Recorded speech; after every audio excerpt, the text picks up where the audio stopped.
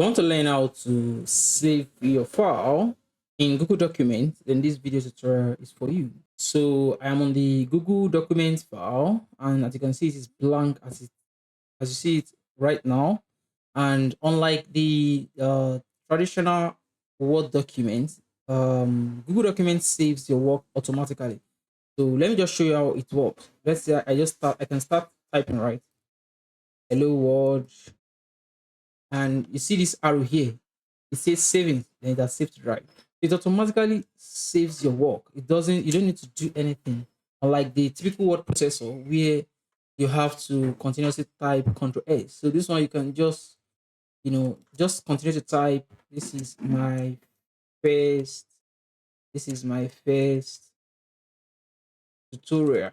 Then this saving icon, the button will just, it automatically saves your work. And this is how you automatically save your work in Google Document. You don't need to do too much, right?